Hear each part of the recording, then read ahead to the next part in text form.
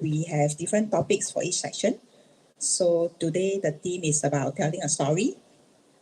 So forms, programs, compositions, materials are all the first consideration that the designer will think of during their first commission. So be it maybe we can tell maybe what if we start with a story. So for us, a concept or design always start with a story.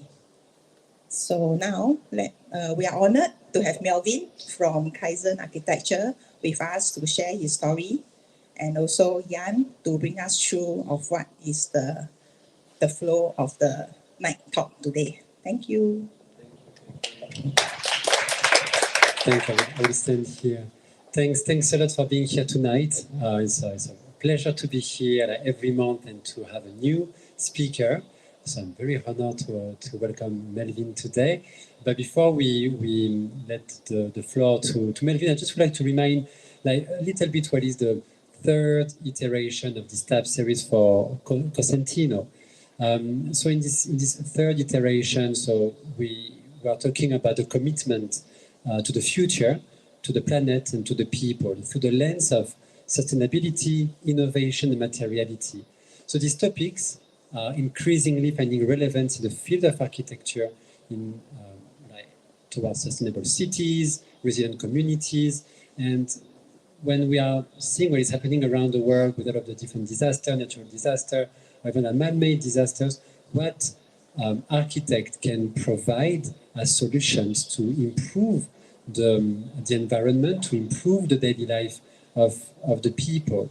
So after developing this topic with Cosentino, it was to have something that is deeply embedded into the philosophy of Cosentino, and that's why we welcome architects from Singapore and the region to share their views on this very topic. So today, so we now make the introduction about Melvin.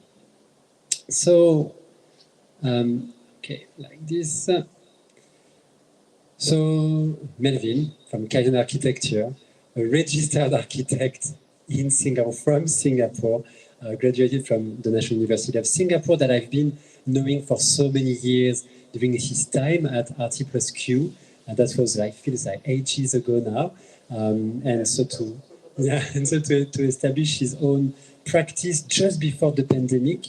And that is quite interesting to see how you've been navigating through this very difficult time to really lead your team towards an award-winning project, award-winning team and company. And so to understand basically how you've been crafting your own career as basically the director of Kaizen Architecture. So the topic of today, so designing narrative, again, as you mentioned earlier today, about form, program, composition, materials. And I'm always impressed with your ability and capacity in jumping from one scale to another through the same lens of telling narrative. So I think the floor is yours now. So let's welcome Melvin once again. Thanks again for being here tonight. The floor is yours. Hello. Hi. Yeah, so thanks for that very kind introduction. And also thank you to Cosentino for inviting me to be part of this series. So when Yann approached me, and I had a little bit of thought to how we are as a practice, because we are actually a very young practice for those who just got to know us. So we are Kaizen Architecture, and I lead a team of a small team of individuals. They all look like they enjoy themselves. I hope they do. And we have, as what Yann has mentioned, we did start in 2019, which means we are a little just over 3 years old as of today. What do? We do architecture, of course, but we also do quite a fair bit of interior design and interior architecture, and also have dabbled with furniture by setting up our own little furniture outfit. Maybe a little bit about where I came from. So for a good 9 years of my life, I was actually working with an award-winning architecture practice in Singapore called RT plus Q Architects. So for the people who are here, you probably have heard of them. And a lot of the work that I was involved in actually was mostly residential homes to luxury residential homes to high-rise multiplex residential projects. So you can imagine almost a good decade of my life was really immersed in providing houses for people. And that in 2019 was kind of a turning point, and I started to ask some questions internally on whether I would be continuing in this vein or in this path. And so just a little bit about some interesting facts about the practice environment in Singapore. So interestingly enough, at the Singapore Institute of Architects, we've been doing a bit of research on how many practices kind of get born in a year. And in the last decade, you'll be surprising to hear that a total of 395 new architecture practices have given birth since 2012, which averages to about 40 new architecture practices every year.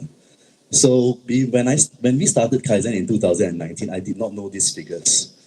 And we started in the most naive and aspirational way.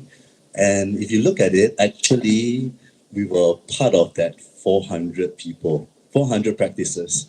And so where do we fit in this kind of environment? The next chart is what I want to share as what I call expectations. So when we started out as a young practice, we thought that, okay, perhaps in our first year of doing architecture, actually we will be doing a lot of interiors instead. And down to the most basic scale, which is the HDB for people who live in Singapore, the public housing interiors was our first project. And true enough, for my team members who have been with me since the beginning of the company, we did a lot of HDB interiors. And we imagine at some point in our third year, we probably do some architecture. So that's kind of strange for me because for 10 years of my life, I've been doing architecture. And then now we've been doing like interiors. So this is the expectation graph that I think most young practitioners have. At some point in their second year, third year, they will do some architecture. But the reality is more like this. Or at least I think the reality is like this because at our current state, we do a lot of interiors. And so today, actually, what I'm going to present to you is really what a young practice of like 3 years in this kind of practice climate and environment, how are we navigating the type of projects that we can do or even have the opportunity to work on. You know. And as I looked at this kind of data, I began to question how then do we set ourselves apart in terms of the way we design. And most of you would have already read a bit of the synopsis of what the talk is about. But in our practice, we kind of ask ourselves a question that goes beyond the kind of standard way of design thinking, which is form, plan drawing, material exploration. We ask ourselves, what if we approached it like we were telling stories? We were telling our clients' stories, we were telling our own stories, but then into the world. And so the title became something about designing narratives instead of designing space. And I hope today we'll share a little bit of how we approach some of these projects. And maybe they resonate with you, maybe they don't, but we hope that it kind of touches you in some way. So what is a narrative? So I think from back all the way into the old Greek times, when Homer used to tell fantasy myths to people and address people in that same narrative in the Latin form is really to tell, to relate, to recount, and maybe even to explain. And narration is something that really started in the 1600s, where storytelling suddenly became something to pass on information or to pass on experiences to others. So we're going to talk about 3 projects, and they each kind of touch on a different aspect of narration. The first one is the idea of crafting a tale, which means that it's probably not entirely real and probably a bit fantasy. It's an interior project. We were commissioned by an online coffee brand called Tag Espresso. Interestingly enough, they had a very huge online presence, and they were operating or selling their business on the web. And they came to us and said, hey, we want to have a flagship brick and mortar store in Singapore. And strangely enough, when you speak to this client, he spoke in very fluent Chinese, which means that he was a Chinese national, but the brand is a local brand.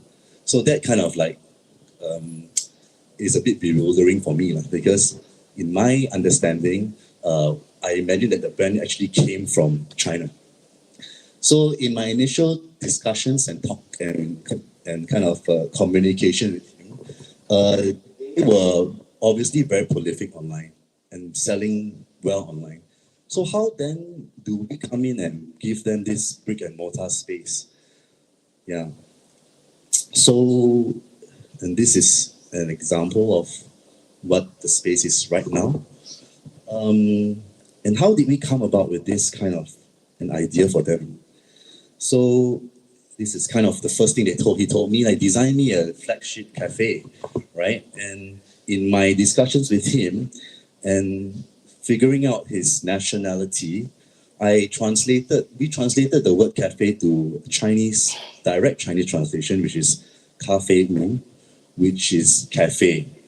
And further distilling those words in the most obvious translation, actually cafe wu means coffee house. And we thought, hey, what is this idea of a coffee house that we can create for them? And we got inspired by the words coffee and house. And then it led us to think, perhaps we can give the idea that we invite our friends to our home for a cup of coffee and create that kind of story whereby the audience or the people using are not just customers, but they are people that we relate to, that are our friends. And with that simple kind of crafting of that story, we inserted literally a house in the space. And that is seen in the diagram here. And as most houses would have, it would have a garden. And the immediate space next to the house was the garden. And we imagine that when you invite your friends, I'm sure you've been invited to people's homes, sometimes the garden space is that space where the community engages, where you engage with your friends. And so that immediately for us became the space where the friends come together. So it's as literal as the purpose of the project. A coffee is served in a space whereby there's a home and a garden.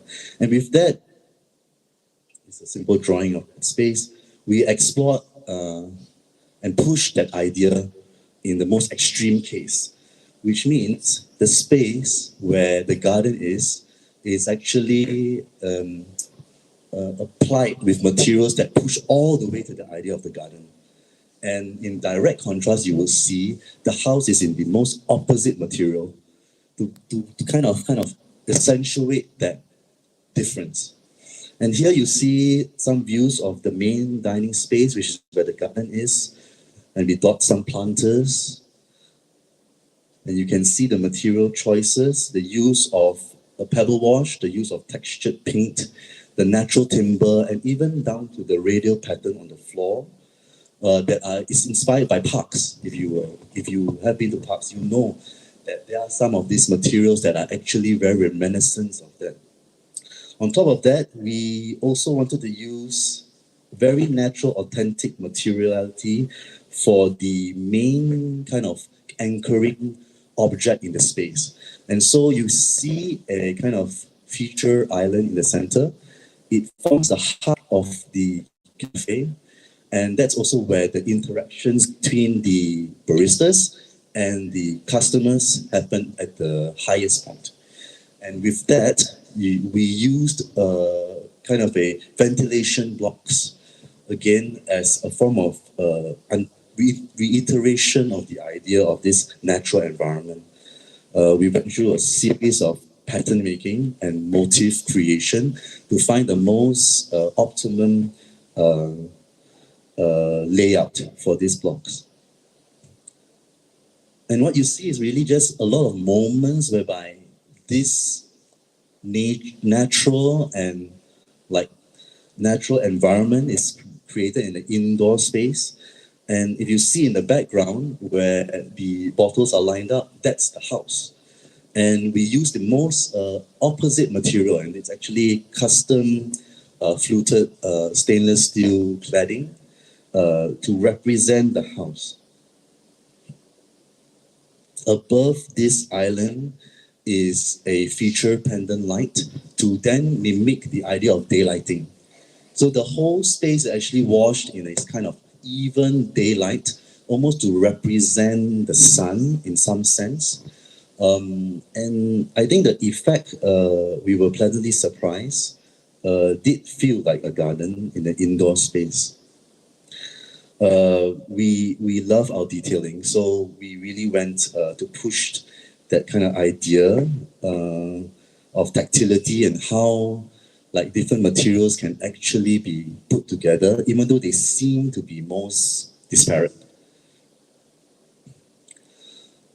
And as you will, it's still a commercial space, so there has to be some form of commercialism.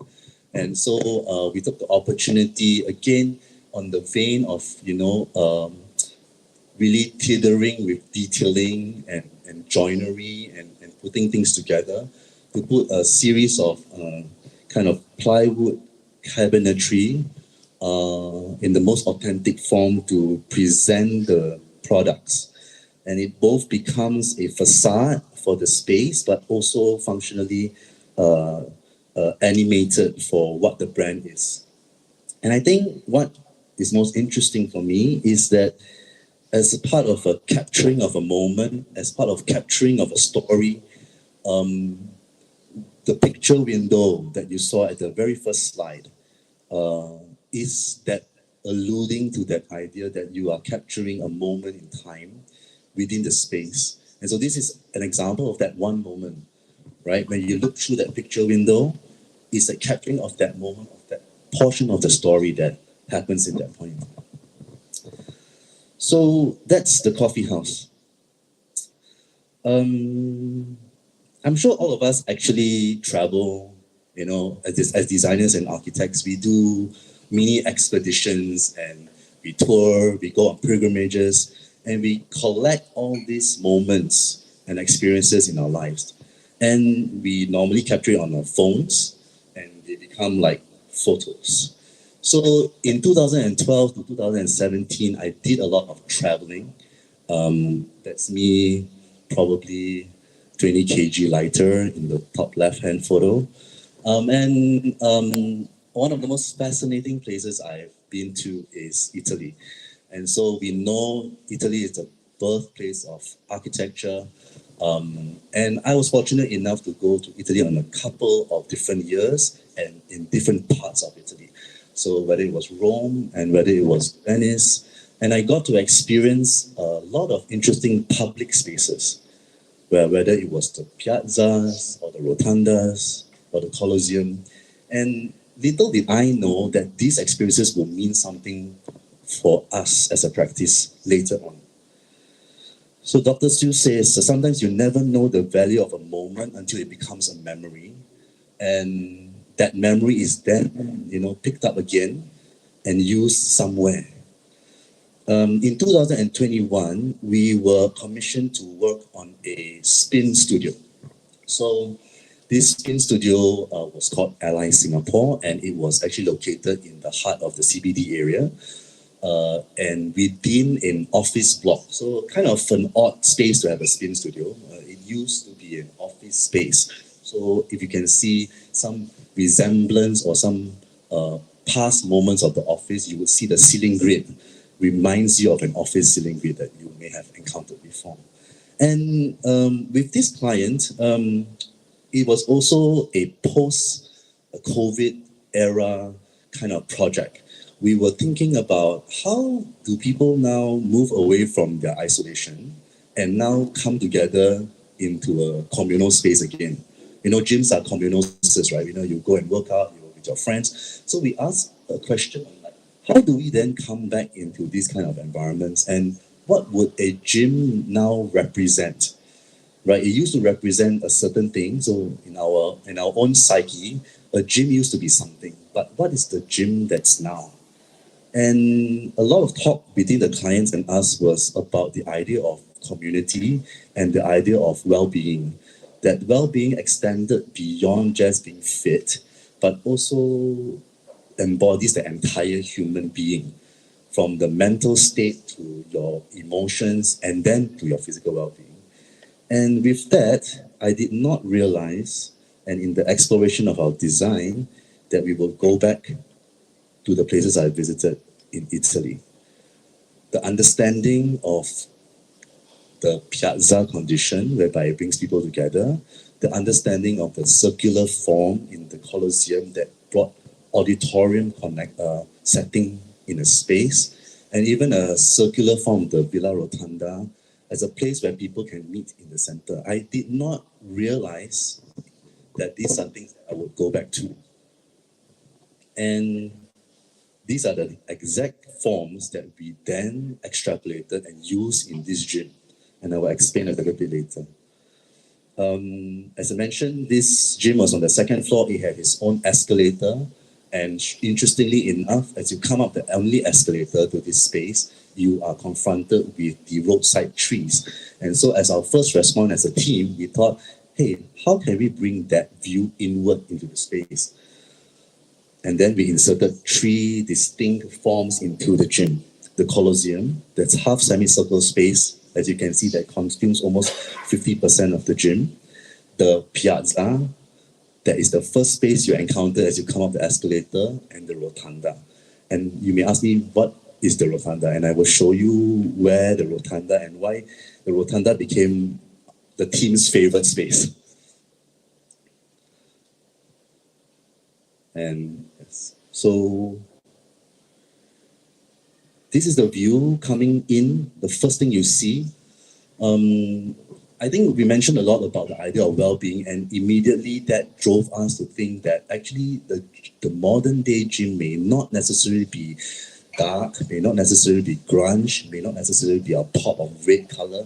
And that was everything that we were not so excited about for this space. In fact, this space could be mistaken as a spa, as a kind of a well-being, mental well-being clinic. And so we wanted to push that idea that perhaps the new idea of the gym is really in this vein, and that we go into a space and it's not all about the energy, but all about uplifting your internal kind of your feelings and your emotions.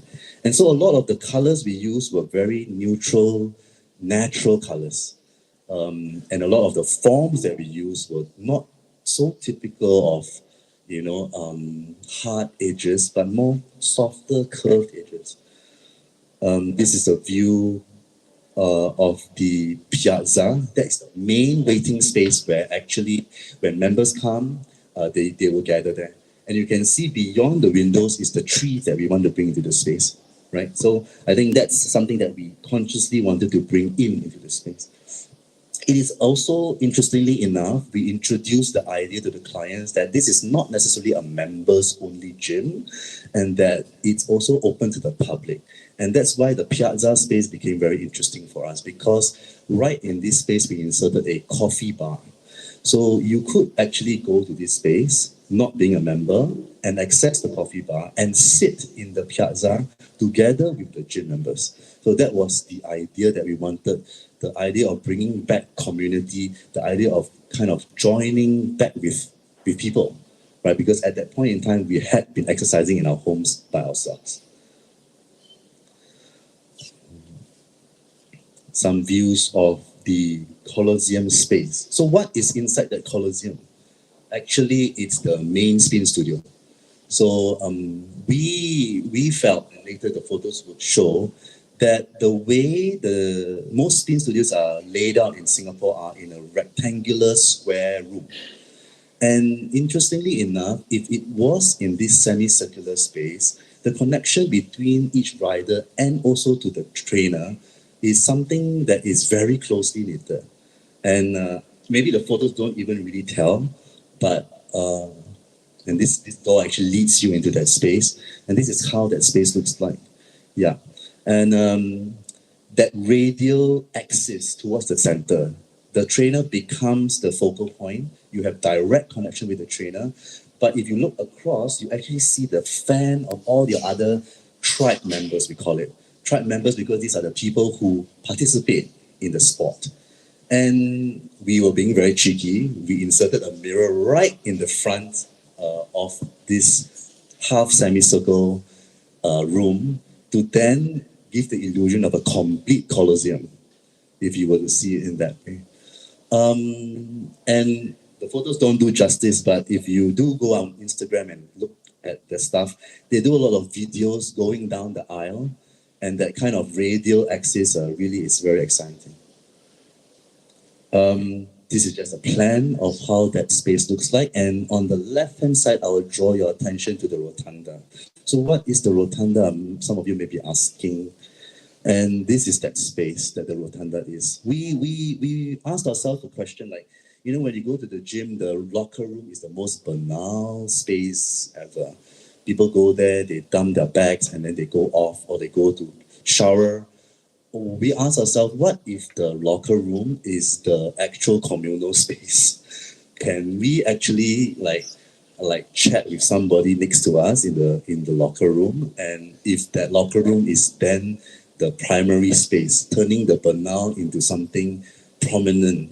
So actually, as you are moving through the space and going into the toilets, which is the left and right, the washrooms, you actually have to encounter this space first before going inside to the washroom. So these are maybe for people who were very late to coming to class and they had to pop into a space quickly without actually having to change out. They can put their stuff here. But we added an additional function into this space and introduced the watering hole, as per se, into this space. So right in the center of this rotunda space core is actually the water cooler. And it's kind of funny, right? Because if you think about it, a lot of people say that a lot of interactions happen at the water cooler. In the office space, a lot of interactions happen at when people are filling up their water. So we really try to make fun of that idea and place it in this space. And you could be there changing, or you could be there putting your stuff or resting, but you could also meet your trainer. And I think that's what we were trying to tease out in creation of this space. Some more views of that rotunda space as you then maneuver through into the toilets. So I'm not sure, it's not very clear, but in the photos that are shown here, but actually we are also very sensitive to the idea of lighting. If you saw the earlier photos of the piazza space, the space was actually generally very evenly lit with LED panel lighting. And we wanted that idea of refreshment and being refreshed from leaving the city into the space. And then as you move through the rotunda into the toilets, the lighting condition and the color of the temperature of the lighting actually changes to a warmer one. The idea here we were trying to test out, we don't know whether we were successful, is that as you move away from activity and you go towards cleansing yourself, you actually, your mind has to tweak itself from activity to relaxation. So we feel that actually lighting plays a huge role, right? As the colors become warmer, it should make you feel more relaxed. So as we go through the toilets, the changing rooms, the colors actually become warmer. And even the choice of materials actually help to accentuate that warmness in the space. So here you see some of the shots of the lockers and the changing room, the mirrors, the curved edges. And I think I want to bring your attention to the black color spot in the middle of the photo. And we ask ourselves, as we go closer and closer to the point of showering, we actually want to bring the lighting condition darker and darker, so as to bring your mood to the most relaxed.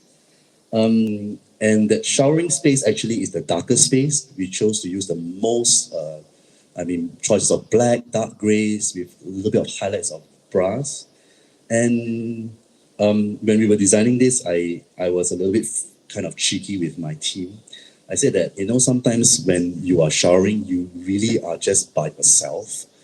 And that moment of showering by yourself is actually a very intimate moment. You might be thinking about something in your head. Maybe you were cycling and you were thinking, I didn't do so well in that last 15 minutes of my session. And in a funny way, this shower stall is like a confessional. And it's almost a self-reflection of whether you've done well, done bad, done good. And I think it was intentional. We did want to create that feeling down to that individualism, which is kind of opposite of our intention at the beginning when we were trying to bring everybody together. But I guess that's what happens when you design. The next project. Oh, sure, sure. Yes, I guess we can bring people over to here.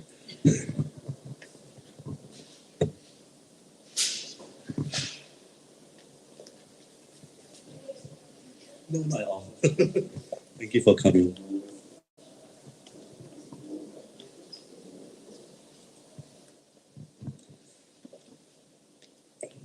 The next project is reinterpreting stories. So, of course, you've seen some small scale work.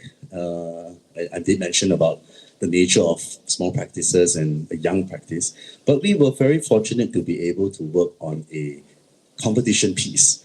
At that point in time, actually, our team was like only 3 people.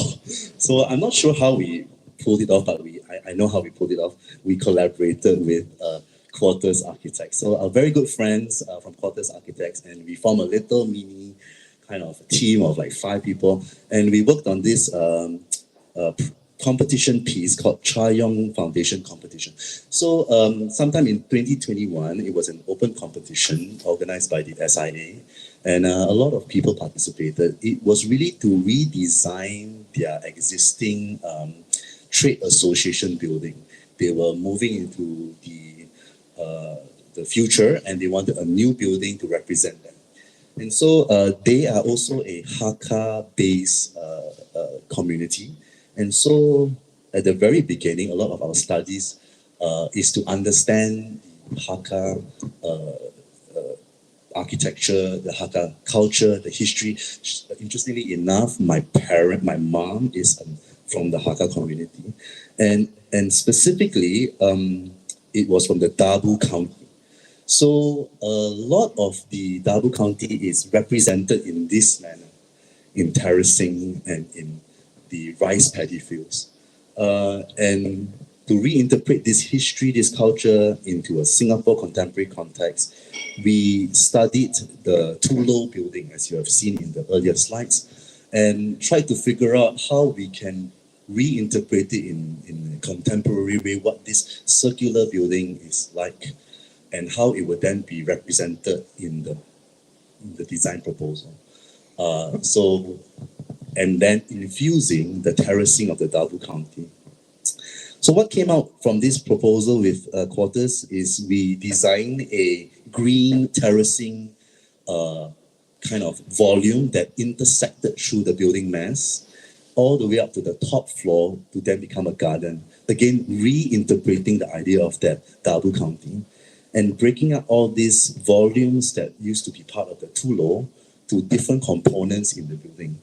And the outcome is something like this. Staggering blocks that move from the corner of the streetscape upwards in smaller volumes. And you can see where the cavity of the building mass is where the terracing of the Dabu County, you can say, goes up the building. This is the side view of that building. And it's really an 8-story building. It contains all the Hakka Foundation programs. It has a exhibition hall that celebrates their history. It has function rooms that open out towards the terrace. A sectional perspective shows that. You can see the terracing, and you can see the rooms that are located opposite the terrace, and they open up towards the terrace.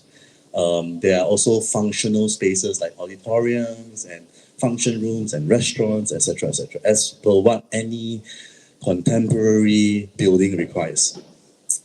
Some of the views of this terracing. And it's interesting. I think that for us as a small practice to work on something of this scale, we really kind of treasured that moment. And I think it's perhaps alluding to a new way of practicing for practitioners who are young and who are small. That collaboration may be the next avenue for us.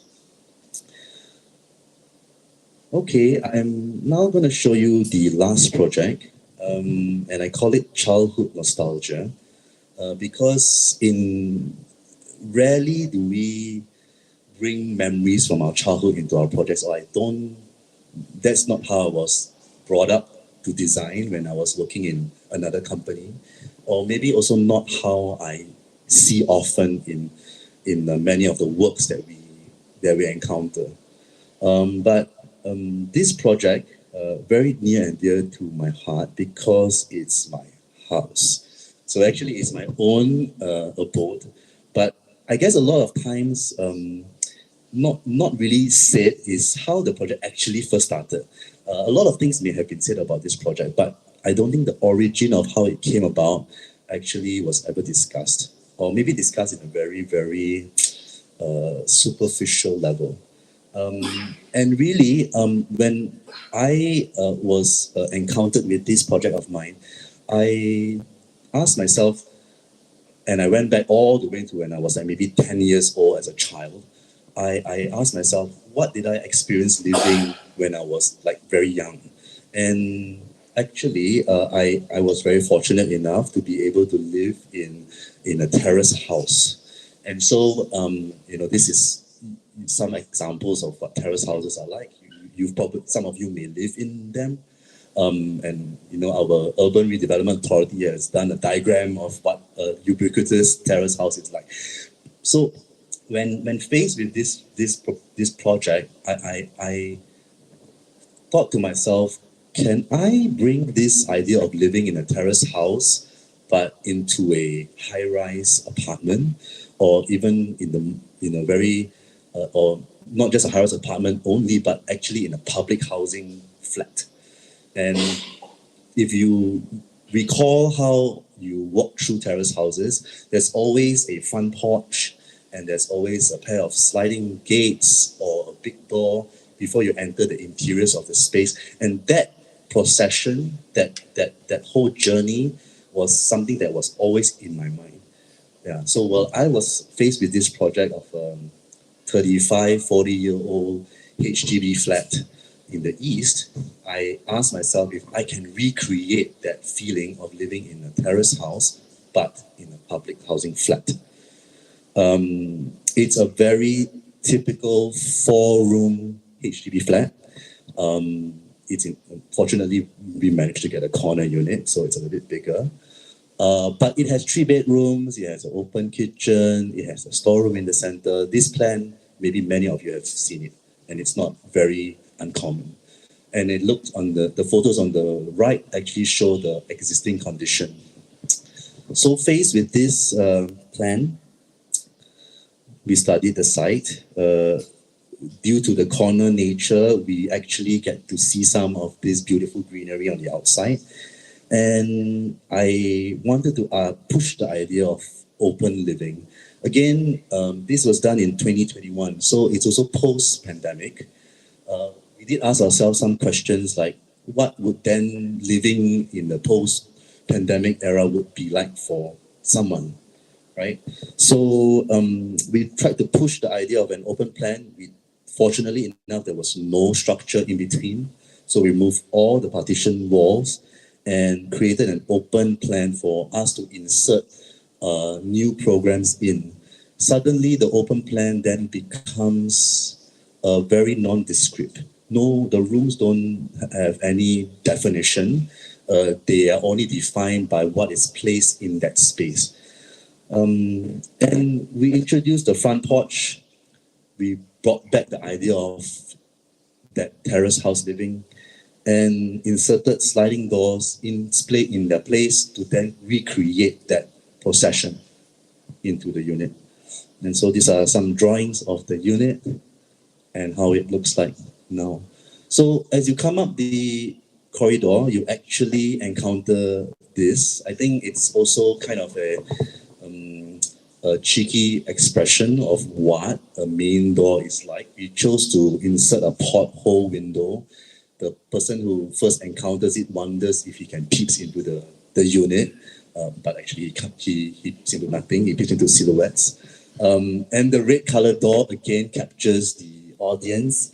I jokingly tell my friends when they come to visit, some of them are in the audience today, look for the door that looks like the Squid Game room, right? I think you will find that probably is our unit. And entering in, you see the sliding doors, you see the intentional creation of that wedge space, which is the porch, the terrace porch. A garden is inserted in place of that space. And before you enter the unit, past the sliding doors, you actually look out into the view beyond. And as your attention turns around into the space, you see a central volume. The central volume is not just a feature, it's actually functional. So every real estate that we lost in terms of storage, in terms of rooms that were meant for storage, all were consolidated into this central cube.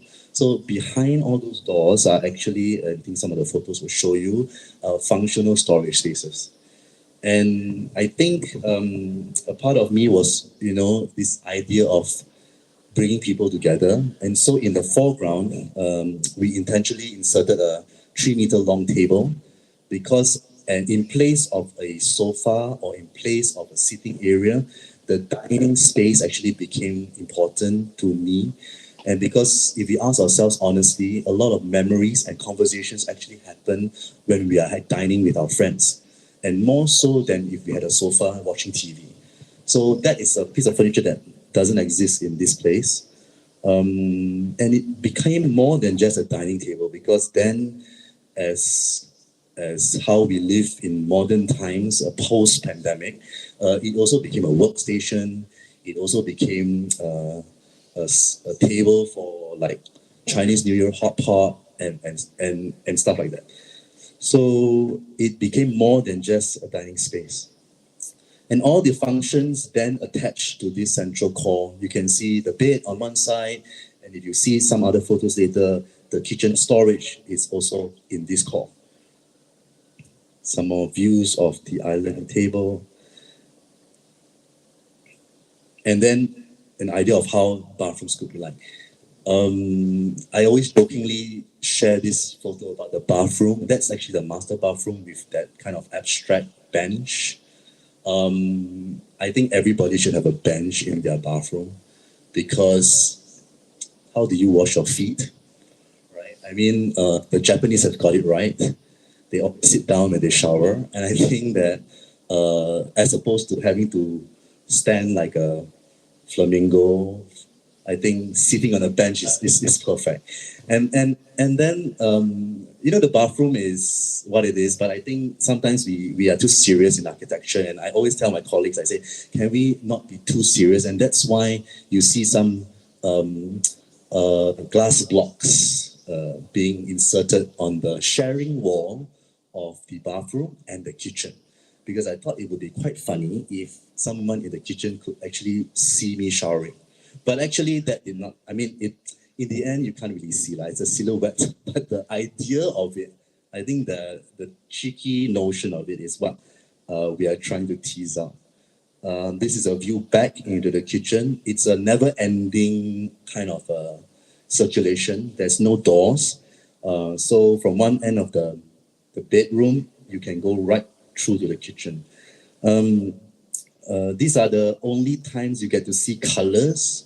As you can see, most of the space is generally gray and natural timber color, gray from the cement and screed. But this is where you see colors, and applied just very carefully, because we were also trying to minimize the over usage of materials in a renovation project, because as you know, renovation is probably the least friendly to the environment for that small scale.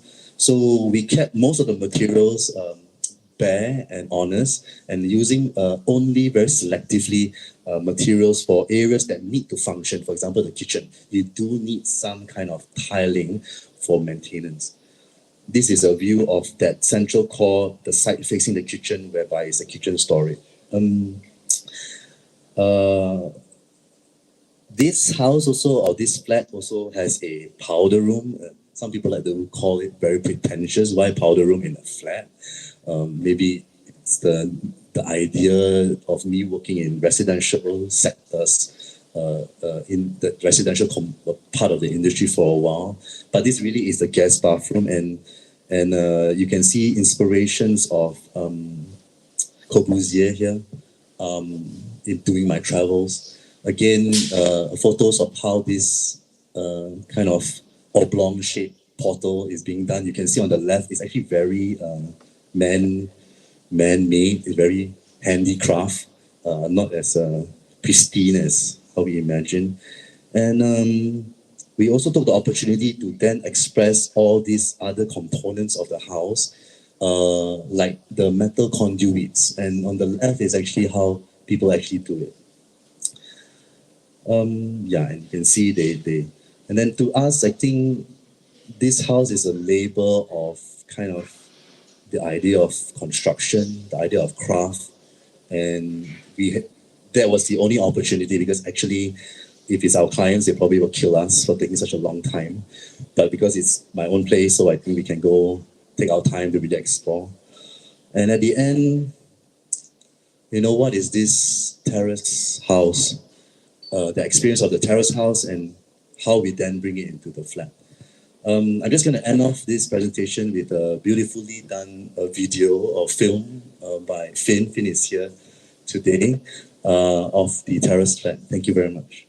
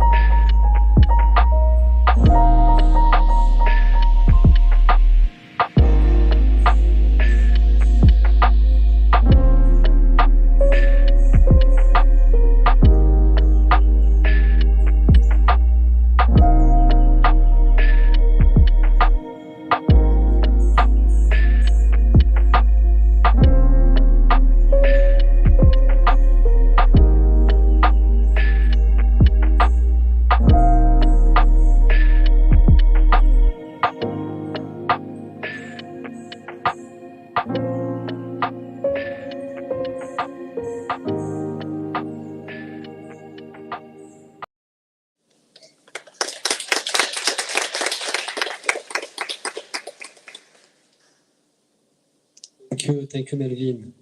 Thanks a lot. And let's have a seat and we can talk a bit more. Okay. So once again,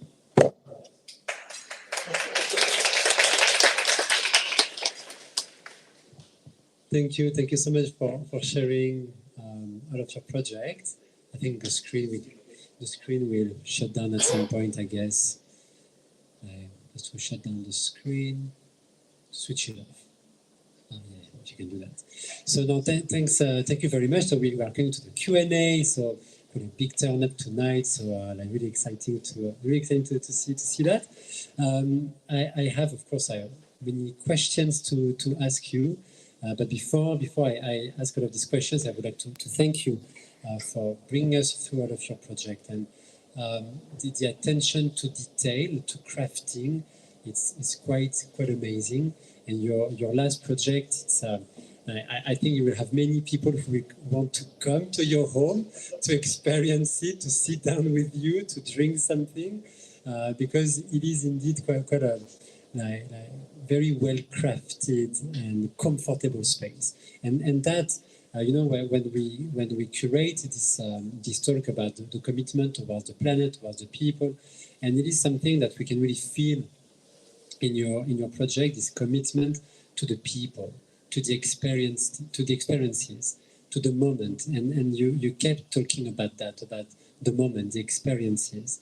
I did prepare a list of questions beforehand, but I have another question that I have right now, because it is something that I didn't know, and that when we were talking previously, we did not mention anything about that, which is again the way that you play with typology. And you are constantly jumping from one typology to another. You are constantly referring to other typology. And even your house, when you talk about a different typology that is nurturing you for this project. And you've been doing that through all of the other projects before, like the house typology for the coffee place and so on. So is it something that is essential in your methodology, fundamental in your methodology, to play with the typology and to constantly, bring something different in the project that people will experience? It's a very interesting question, because I was just chatting with my team just now before coming here to speak, because interestingly enough, we fell into this idea of creating different experiences with very special typologies. And I couldn't show all the projects, but you've seen a gym, you've seen a coffee house, but right now we're working on a dental clinic, we're working on a music specialty shop, we've covered some offices before. So like every single typology is uniquely specialty, because I mean, no one is an expert in a dental clinic. I mean, you can't possibly do 100 dental clinics, so you can't claim to be an expert. But I think the idea that we were, by chance, exposed to these different typologies actually forced the team to, in a very short amount of time, become experts in it. Experts, inverted commas, because we have to produce the work for the client. And in that exploration to be an expert, we actually chance upon all these other typologies that we are familiar with, like the house, like the residence, like a cafe or whatever. And then we ask ourselves, can these typologies that don't seem to make sense for the particular project that we're doing, can they be applied?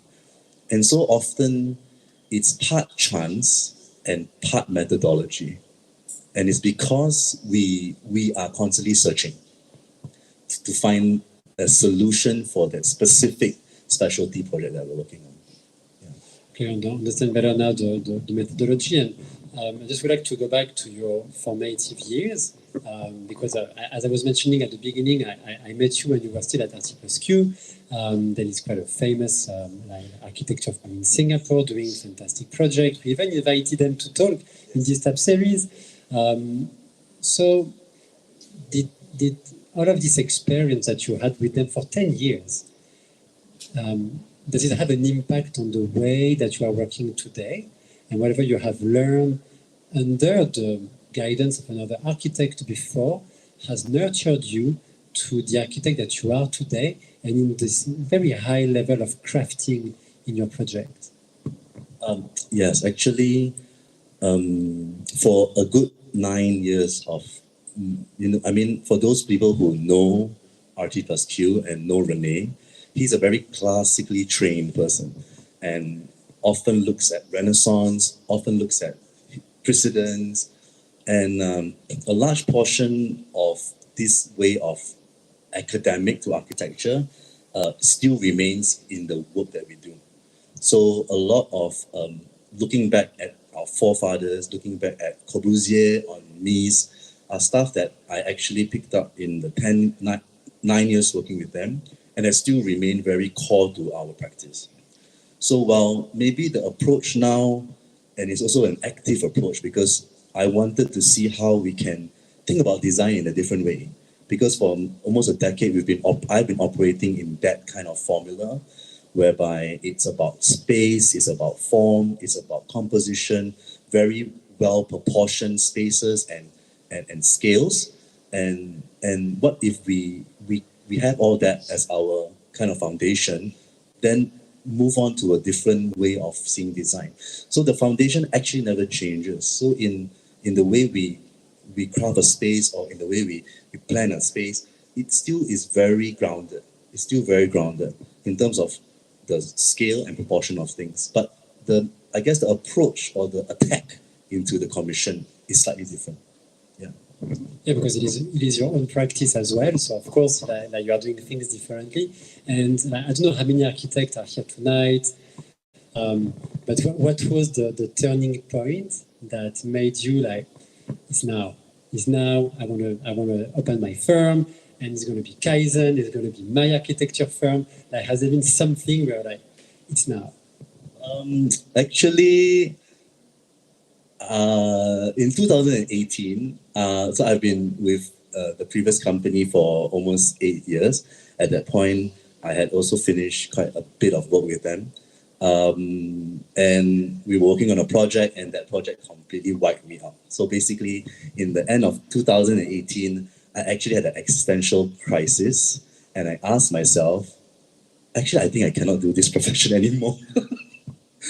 I actually took a sabbatical from them. I said I needed to take a break, and I kind of needed to see if this is something I'm going to do for the next 10 years or 20 years or however. Because at that point, I really did have a kind of existential crisis. And in 2019, in a chance kind of get together with my now business development partner, we talked a little bit about the idea of exploring different types of typologies and possibly even collaborating with a field of design like branding, which is something that actually I had never experienced before in 10 years of my career. Because we were really architects, we were really architects. So just building, beautiful buildings, beautifully detailed houses, for the upper echelon of the society. And that was really the 10 years of everything that I knew. And the prospect of maybe dabbling into something completely opposite and seeing how other people saw things actually made me have a rebirth in the passion of this profession. And in 2019, with the blessings of my ex-employers, I said, I'm going to try this thing on my own, and if I fail, will you take me back again? and it's ever since then, it's been 3.5 years. I hope we are still doing something right. And you are, because I've been following also what you've been doing. What you have seen tonight is just a small part of what Kaizen is doing. Because yes, interior and architecture and furniture that you have launched as well last year, if I'm not mistaken. Also venturing into branding. In a collaborative effort. So, you are a young firm, a young practice, but not only you are a young practice, but still developing new ideas, new elements. So how do you balance between your practice, the furniture, the branding, and also you're an SIA council member? So quite a multiverse kind of architect. So how do you balance all of these things together? You sleep very little, sleep so little. Yeah, I mean, jokes aside, actually, I'm also not sure, but I think it's to the benefit of a good team. I think it's important. I don't know how architecture used to be. Perhaps it was seen as always a master architect, and but I think more so now in the way architecture is practiced, it's really not a single individual. It's really the team that actually supports the crazy things I do or the crazy things I suggest. So I really have to thank the team that's really supporting Kaizen in everything that we do, and also very strategic, good partners that help to do the furniture, that help to do the branding, and with regards to SIA, I guess I maybe a bit bullheadedly wish that if we have more younger voices in an institute like this, perhaps we can say something about how the future of practice will be. Because I mean, architecture practice in Singapore is difficult, and how do the younger new generation approach it? And if we have people, not necessarily myself, but more of our age, perhaps we could put something across. Yeah. Thanks a lot. Maybe I can ask if you have any question, because I have a long list of questions. So before I continue, do you have any questions to Melvin? No questions. Okay. Question. Okay. Actually, I don't think it's only in Singapore architecture is difficult inside office. Here in US, so they are hierarchy between the main firm name and the people working for is always more difficult. So I've been through kind of your same situation. I was working on a big company, and then I started to work on a small project. To be more CR instead. So yeah, I'm very impressed because you have a very positive approach in a way that you want to explore more, you want to grow up, right? So what's how do you see yourself? What would you like to do? Which project would you like to work? If you want to wish, I would like to work on, because I think we should have a wish. Then if it happens, fine. If it's not happening, yeah. Thanks. Thank you for that question. I if you don't have an answer, you can think. actually I do have an answer. So there are two types of typologies. I even when I was working with another company, I've always hoped that we will get to do. One is a museum of sorts. Could be art gallery, could be museum, and another is a hotel. Yeah, and in the most kind of greatest blessings, or whatever you want to call it, we are actually been commissioned to do a hotel. So it's something that will happen in the next 2 or 3 years. So we are very thankful for the client who appointed us, because we have not ever done a single hotel before. But just like we didn't do a cafe before, and we never done a dental clinic before, I guess everything it's kind of a experience to learn and to try, and thankful that people give us the opportunity to try. Thanks. I have a question for you, because you are doing so many different things, and when we see your home, it sounds very effortless. But how it is to design your own home, where you have no client telling you what you cannot do, what you can do, and so on. You are basically just facing yourself. So how was it for you to design your own home, and at any point of time you are taking every single decision? So how is it? Actually, it was very long. And I think that is the trouble. I mean, the problem being having clients to serve and then doing your own place. So actually, you'll be surprised. This entire project took us 8 months, and for a small space of 1,000 square feet, it's a very long time. It's because we designed up to the point of the carpentry, and then we stopped, and then we had to serve our clients, and then spend a long time designing like carpentry. you cannot believe how long and how slow the design of the carpentry was, because we considered every single component, down to where you charge the Dyson vacuum cleaner, down to where this particular spot is where the rice cooker will be. It's so like specific, and I think it's a little bit overkill now that I think about it. Maybe like too much of an obsession. But actually designing for yourself is not a problem, because whatever crazy idea that a client didn't want, I took it and put it in my house. So that was a lot of that. But I think mostly it's trying to convince the people building the thing, because I remembered that we had a lot of like disagreements with the people installing the air conditioning system.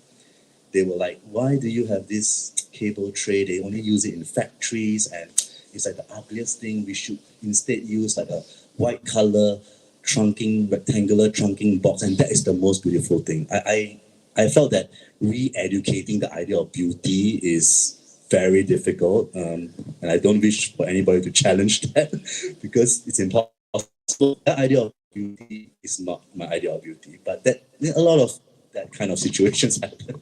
Okay, I can understand. And I will have a very last question after we can have some drinks, because there are many drinks there. Where do you see Kaizen in let's say 5 or even 10 years? Because you are exploring so many things. Do you see that you will continue exploring even further in Singapore and in the region? More collaborators, like different scales of projects, or how do you see Kaizen in let's say 5 to 10 years?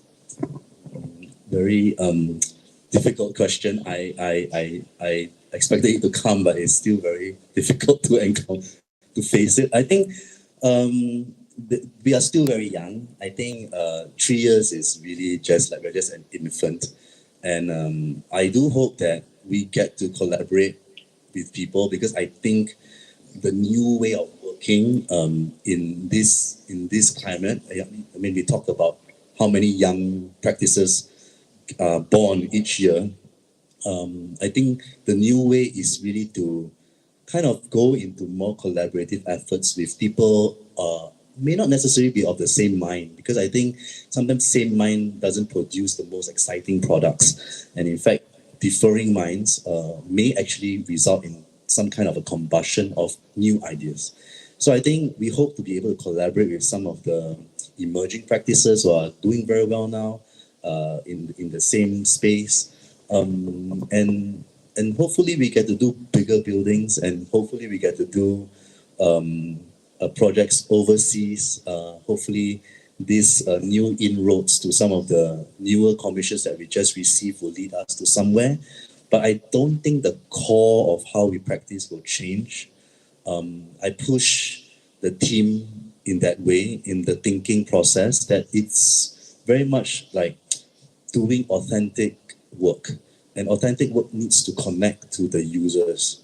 And therefore, that's why storytelling to us is so important, because that is the connection that we hope that we can relay the story of the client to the consumers, or from the client to their own users. Yeah.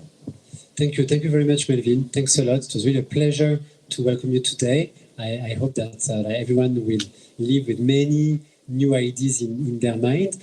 For the very last word, I will just give back the mic to Celine. So Celine from Cosentino. Okay, thank you. Thank you, Melvin and Yann. That's a very nice story that you have shared with us. So I just want to tell you something in case you're wondering why there's a table in the middle. So we have just launched our new color from Pattern. That's why there's this. And we are using these for some dinners and so on. So hopefully after the next one, which is upcoming, this table will be gone, and then we'll be showcasing others so everybody can squeeze together. Okay, thank you. There are some refreshment, and feel free to help yourself to the drinks and so on. Thanks again.